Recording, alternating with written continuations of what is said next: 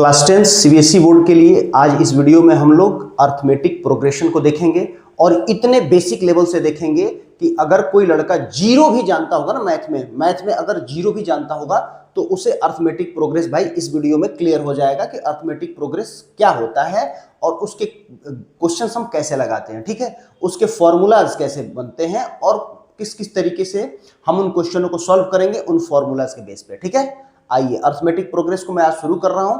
इस वीडियो में आप लोग इतना जान लेंगे कि इसके फॉर्मूला कैसे बनते हैं और इसके nth टर्म या सम ऑफ n टर्म कैसे निकालते हैं।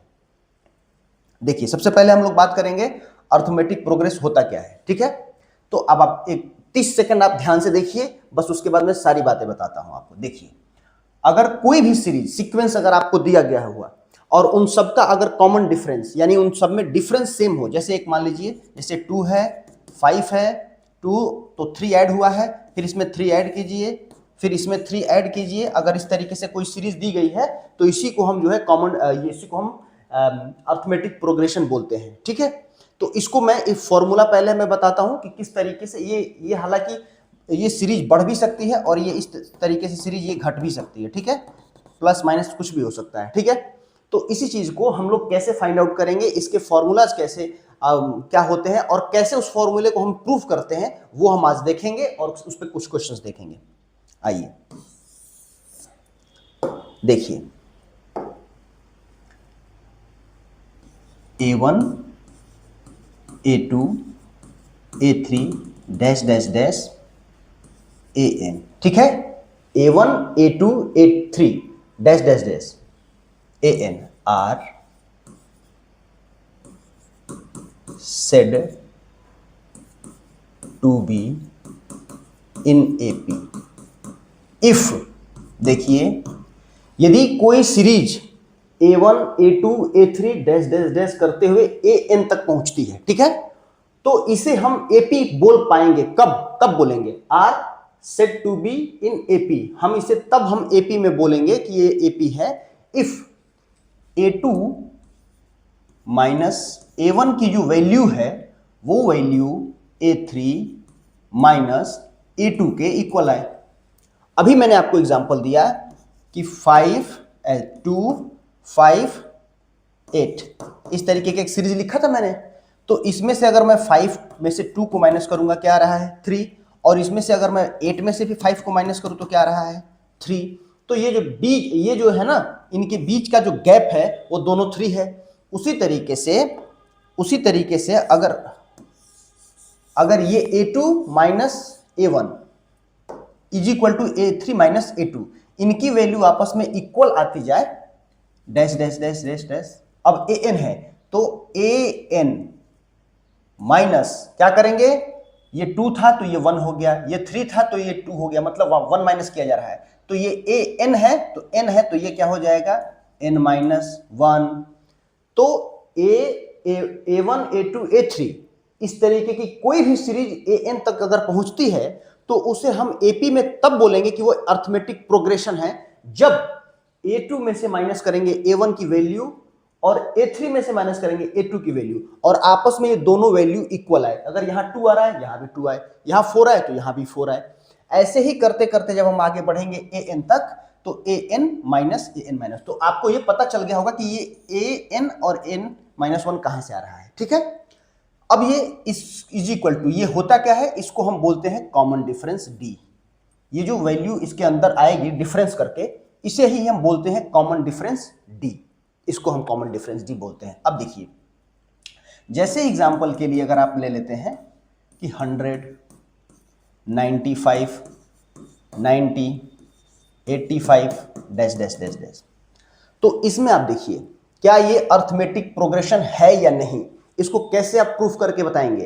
तो आप ये कहेंगे, आप देखेंगे जो बुक में जैसे आप RS अग्रवाल पढ़िए, RD शर्मा पढ़िए, NCERT पढ़िए, तो पहला ही क्वेश्चन इसी के बेस पे है कि आप प्रूफ कीजिए कि कोई सीरीज जो आपके सामने दी गई है वो अर्थमेटिक प्रोग्रेशन है या नहीं है। कैसे प्रूफ करेंगे, उसको प्रूफ करेंगे आप कि हम जानते हैं कि A2 minus A1 is equal to A3 minus A2 आना चाहिए।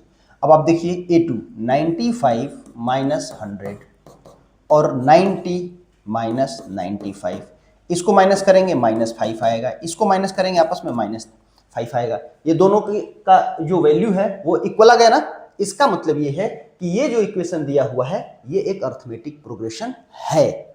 इतनी बात समझ में आ गई। अब एक बात बताता हूं आपको, ये जो d की वैल्यू है, d की जो वैल्यू -5 आई है, अभी मैंने ये जो सीरीज लिखा था 2 के बाद 5 के बाद 8, ऐसे ऐसे करके सीरीज लिखा था, तो इसमें d की वैल्यू क्या आ रही थी, 3 आ रही थी और प्लस में आ रही थी। तो इससे घबराने की बात नहीं है। जो d है, कॉमन डिफरेंस है, वो क्या क्या हो सकता है। अब मैं आपको यहां बताता हूं कि जो कॉमन डिफरेंस है, जो d जो है, हट भाई एक तरफ,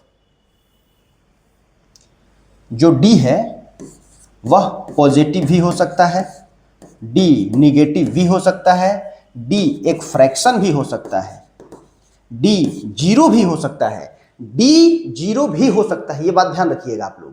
d की वैल्यू पॉजिटिव भी आ सकती है प्लस में, d की वैल्यू निगेटिव भी आ सकती है माइनस में, लेकिन d की वैल्यू जीरो भी हो सकती है। देखिए जीरो, जैसे मैं आपको बताता हूं, ये देखिए यह 2 है, ये 2 है, ये 2 है, 2 है, डैश डैश डैश। ये भी एक अर्थमेटिक प्रोग्रेशन है। कैसे? क्योंकि इसे किसी भी सीरीज को अर्थमेटिक प्रोग्रेशन प्रूफ करने के लिए कंडीशन एक ही है कि भाई आप a2 minus a1 is equal to a3 minus a2 आप फॉर्मूले पे पुट कीजिए। इन दोनों की वैल्यू इक्वल आनी चाहिए। तो देखिए 2 माइनस 2 तो 0 इज इक्वल टू 0, दोनों तरफ 0 आ गया। तो ये भी जो है एक अर्थमेटिक प्रोग्रेशन है। इमेजिनरी नंबर भी हो सकता है, हालांकि ये 11th क्लास की बात है, अगले क्लास में आप लोग पढ़ेंगे। तो मतलब ये हो सकता है, इसकी पॉसिबिलिटी है कि d जीरो भी हो जाए। ठीक है, ये आप लोग नोट कर लीजिए, इसको पहले नोट कीजिए। इसको अगर नोट हो जाए ये, फिर हम लोग आगे चलेंगे और देखेंगे इसके आगे की चीजें। ठीक है, नेक्स्ट पेज ले लेते हैं। इतना समझ में आ गया कि ये कैसे याद होता है। अब चलते हैं इसके फॉर्मूले के ऊपर। फॉर्मूला कैसे बनाया जाता है कि भाई फॉर्मूला कैसे बनाएंगे। देखिए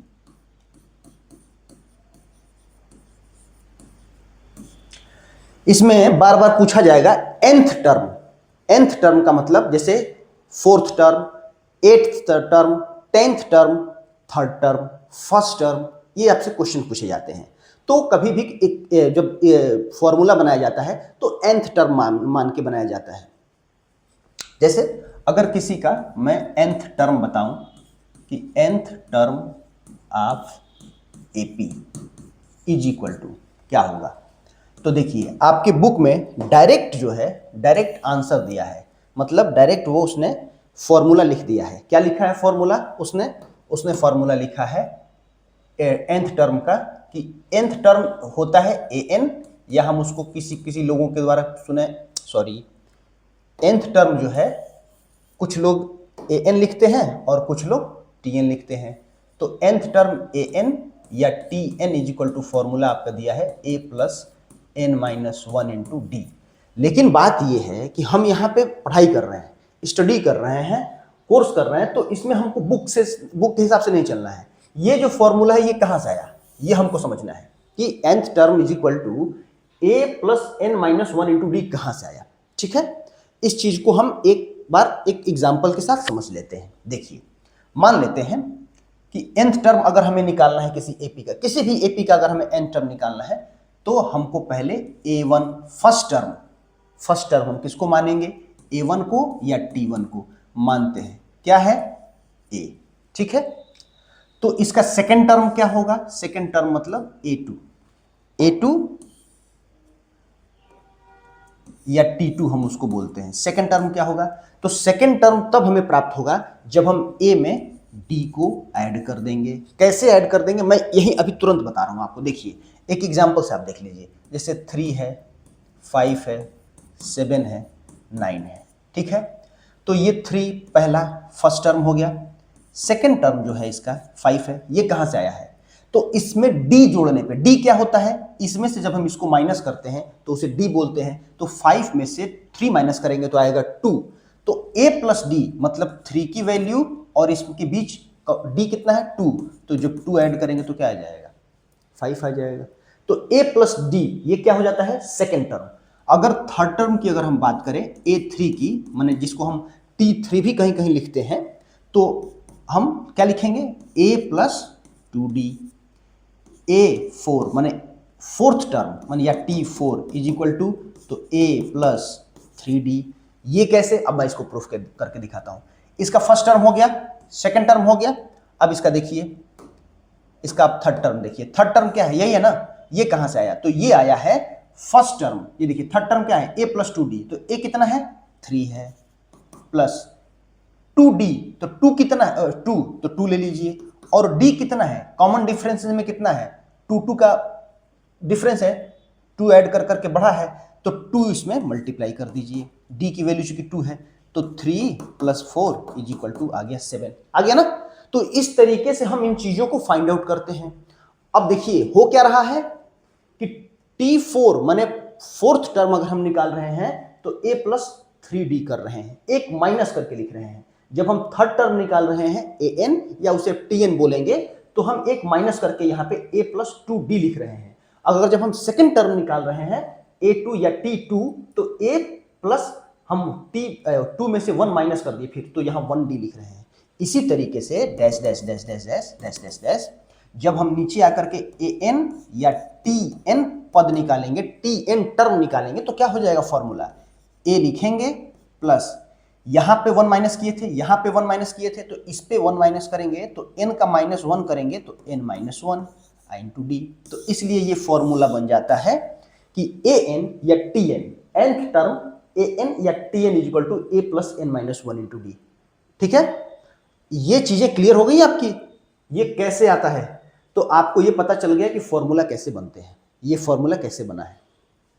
अब यहीं से आप एक चीज देख लीजिए, और ये देखिए, अगर यहीं से d निकालने का फॉर्मूला निकल जाएगा कि यदि tn या an is equal to a plus n - 1 × d है, तो d इज इक्वल टू क्या होगा, तो d is equal to simple है an या tn माइनस ये उधर जाएगा, तो a अपन में क्या आ जाएगा n - 1, ये d निकालने का फॉर्मूला आ जाएगा।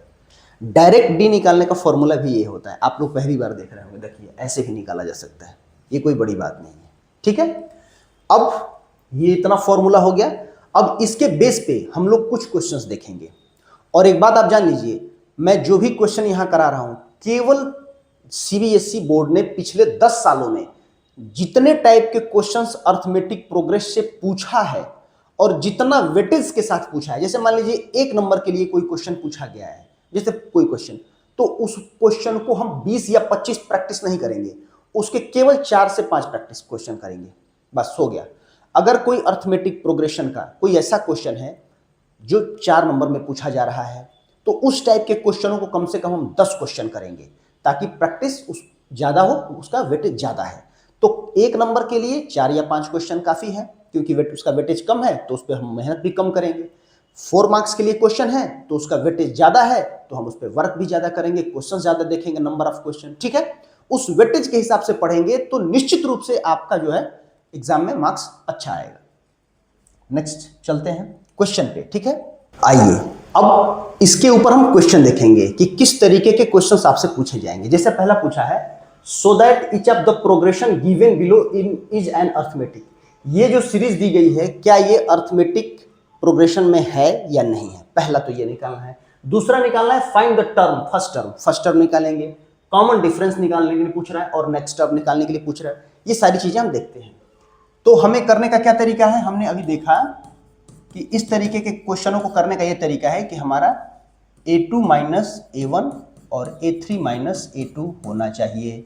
तो a2 क्या है, second term 15 - 9 is equal to 21 - 15, minus कीजिए 6 आ जाएगा, 9 6 15 होता है ना, और ये 6 आ जाएगा। ये दोनों का डिफरेंस क्या आ गया भाई, सेम आ गया। इसका मतलब कि यह अर्थमेटिक प्रोग्रेस है, तो लिख देंगे। ठीक है, ये अर्थमेटिक प्रोग्रेस है। अब क्या निकालना है, फाइंड फर्स्ट टर्म। तो हमने क्या बोला था, a1 या t1, सॉरी a1 या t1 इज इक्वल टू क्या होगा 9। क्या निकालना है, कॉमन डिफरेंस। तो कॉमन डिफरेंस क्या होता है, d क्या होता है a2 - a1। तो a2 कितना है 15 - 9 is equal to 6। And next term, तो नेक्स्ट टर्म कैसे निकालते हैं, नेक्स्ट टर्म हमने अभी देखा था कि कैसे निकालते हैं, ए प्लस डी, ए प्लस 2d, ए प्लस 3d, ऐसे देखा था ना। तो नेक्स्ट टर्म कैसे निकालेंगे, ये देखिए, next term is equal to हो जाएगा ए प्लस डी, मतलब 9 और प्लस 6, तो 9 6 15। कहाँ आ गए भाई, सॉरी गलत हो गया, ये थोड़ा सा आप देखिए यहाँ पे। तो नेक्स्ट टर्म कैसे निकालेंगे, तो यहाँ तक हम पहुँचे हैं ना, यहाँ पे यहाँ गलत हो गया ये वाला, ये तो सही है। तो ये 27 है, सॉरी ये हमारा 27 है। तो इसमें हम क्या करेंगे, डी जोड़ देंगे, मतलब जो भी टर्म हम प्राप्त कर रहे हैं उसमें हम डी आगे जोड़ते जाएंगे। 9 में डी जोड़ा गया है, मतलब 6 जोड़ा गया 15, 15 में फिर 6 जोड़ा गया 21, 21 में 6 जोड़ा गया 27, तो डी जोड़ते जाएंगे और नेक्स्ट टर्म पता करते जाएंगे। तो 27 अब प्लस 6 तो इजिकल टू क्या हो जाएगा, 33। इस तरीके से हम इसका आंसर देंगे। अब इसमें से अगर क्वेश्चन आपसे पूछे भी जाएंगे तो 1 नंबर के पूछे जाएंगे, इसलिए इसके कम से कम 4 से 5 क्वेश्चन तो आपको करना है। तो नेक्स्ट क्वेश्चन ले लेते हैं।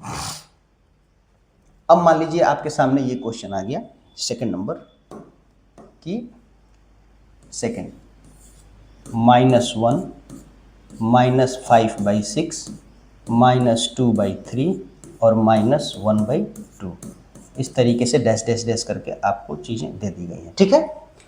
अब इसमें क्या करना है, ये शो करना है कि ये अर्थमेटिक प्रोग्रेशन में है या नहीं। दूसरा, इसका फर्स्ट टर्म, कॉमन डिफरेंस और नेक्स्ट टर्म निकालना है। तो पहले शो कीजिए, कैसे शो करेंगे हम पहले इसको करेंगे। शो करने के लिए क्या है, a2 minus a1, a3 minus a2, तो लिखिए -5/6 -1, a3 -2/3 -5/6, ठीक है। -5/6 माइनस माइनस क्या हो जाएगा, प्लस, -2/3 माइनस माइनस प्लस, ये क्या होगा, -5, 6 1 जा 6, क्या होगा, 6 एलसीएम ले लीजिए, 3 2 जा 6, तो -2 2 जा 4, ये क्या हो जाएगा 5, क्या आ गया भाई 1/6, इसका क्या आ गया भाई 1/6। तो चूंकि ये दोनों वैल्यू आपस में इक्वल आ रही हैं, इसलिए ये अर्थमेटिक प्रोग्रेशन है। आप बता सकते हैं इस तरीके से। अब a1 या इसको हम t1 बोलते हैं, तो -1 सही है। कॉमन डिफरेंस d क्या होगा भाई, तो second term minus first term, second term माने a2 माइनस a1। तो अब क्या करेंगे, -5/6 -1 क्या हो जाएगा, अपन माइनस माइनस प्लस, 6 1 जा 6,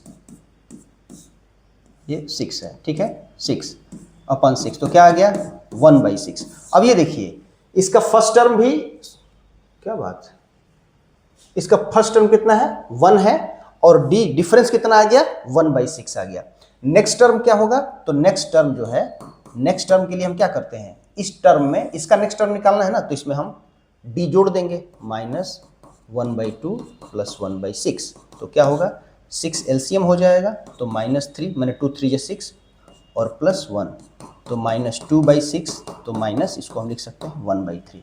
इस तरीके से क्वेश्चन को हम सॉल्व करेंगे, ठीक है, आप इसको नोट कर लीजिए।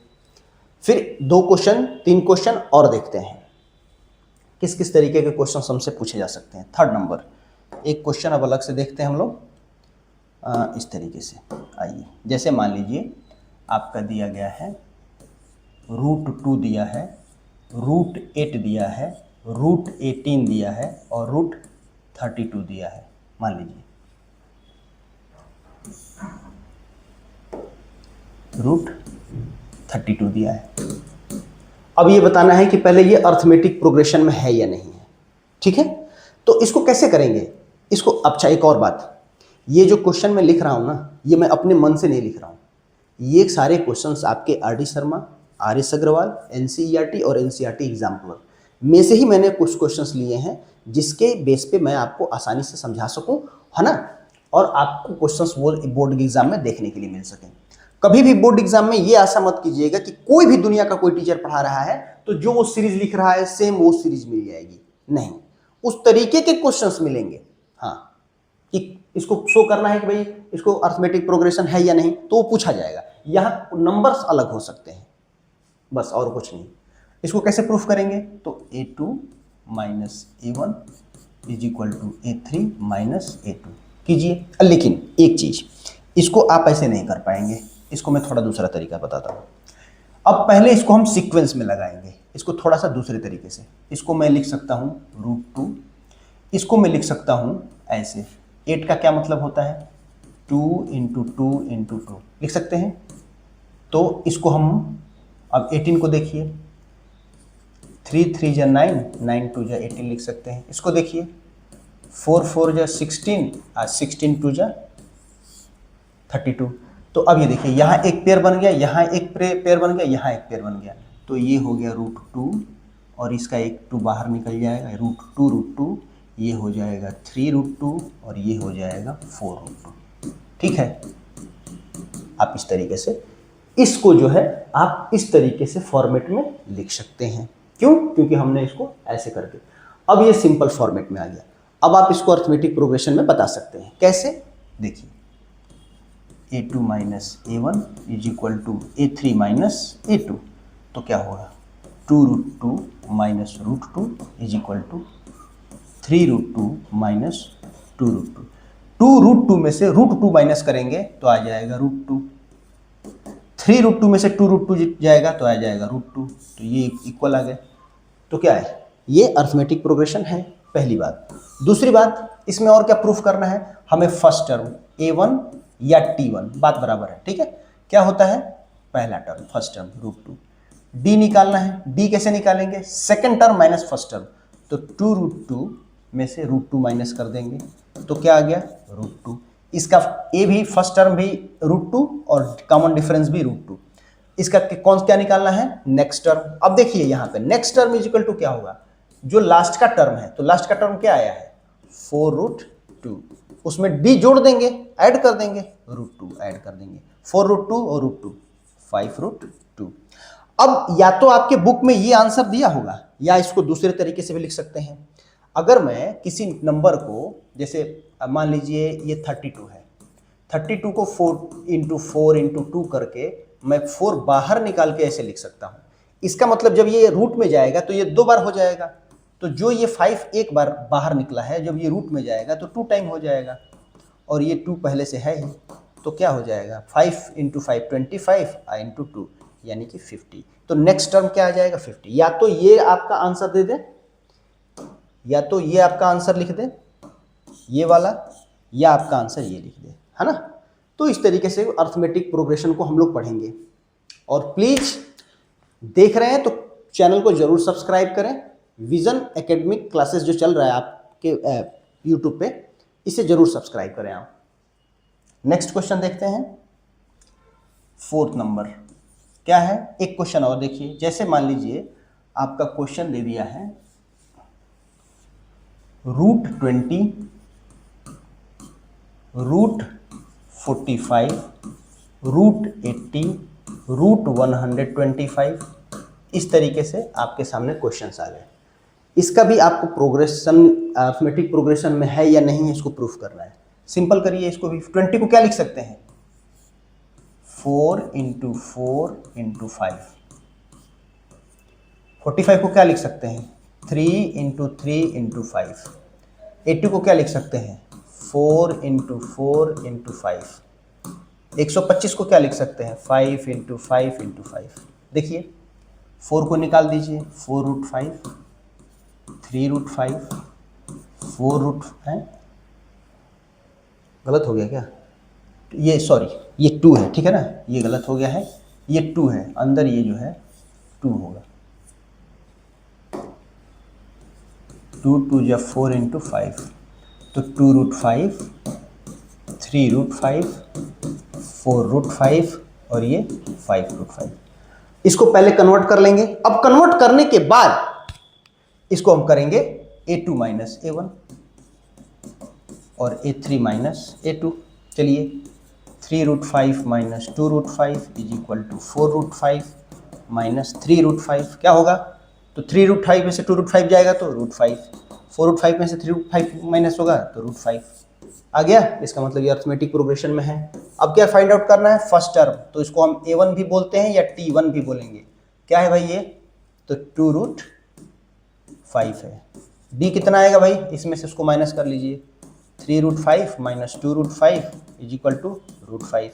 नेक्स्ट टर्म क्या होगा भाई, next term is equal to कहाँ, ये नेक्स्ट ये है ना, अब इसको कलर चेंज करता हूँ मैं, ये देखिए ये है ना, तो इसका नेक्स्ट टर्म, तो इसमें 5√5 में से √5 ऐड करेंगे तो 6√5। या तो आपका आंसर ये आ रहा होगा, या अभी मैंने बताया कि जब ये रूट में जाएगा तो ये 2 टाइम हो जाएगा, तो 6 6 जा 36 और 36 5 जा, टेबल नहीं लर्न है तो आप उल्टा कर दीजिए, 5 6 जा 30, 36 जा 180, यानी कि नेक्स्ट टर्म क्या होगा 180। इस तरीके से मेरे फ्रेंड्स हम लोग इस क्वेश्चंस को करेंगे और अर्थमेटिक प्रोग्रेस के ऊपर उसके वेटेज के हिसाब से जितने नंबर के क्वेश्चंस पूछे गए हैं एग्जाम में, जिस तरीके के क्वेश्चन, अब इस तरीके के क्वेश्चंस का यदा कदा कभी कभी पूछे गए हैं, हर साल नहीं पूछता, और वो भी पूछता है तो 1 नंबर में पूछता है, तो 4 से 5 क्वेश्चन में आपका बिल्कुल व्यू जो है, आप जो है इसको समझ पाए होंगे कि ये क्या चीजें हैं, किस तरीके से करना है। इस पे इतना लेक्चर काफी है, आप चाहें तो घर पे और क्वेश्चन लगा सकते हैं वो, बट ये बिल्कुल सफिशियंट है इतना, क्योंकि ये कभी कभी पूछता है और 1 नंबर में पूछता है।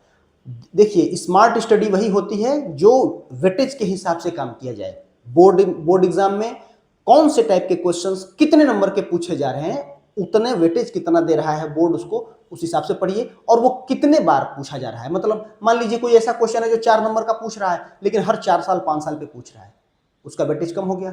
कोई 2 नंबर का क्वेश्चन है वो हर 2 साल पे 1 साल पे पूछ रहा है, हर साल ही पूछ रहा है, उस पर ज्यादा ध्यान दीजिए आप। इसी को स्मार्ट स्टडी कहते हैं। क्वेश्चन बिन, अब कुछ लोग हैं लगातार आर एस अग्रवाल लगा रहे हैं, पूरा क्वेश्चन आर एस अग्रवाल के लगा के एकदम बैठे हैं, ऐसा मत कीजिए, आपका टाइम बचेगा। आप वेटेज के हिसाब से आप देख लीजिए कि पिछले 10 ईयर में कितने टाइप के क्वेश्चंस और कितने वेटेज के साथ वो पूछ रहा है, उसी हिसाब से आप उसको टाइम दीजिए, ठीक है। चलिए एक बार फिर मैं रिक्वेस्ट कर रहा हूं, आप चैनल जरूर सब्सक्राइब कर लीजिए।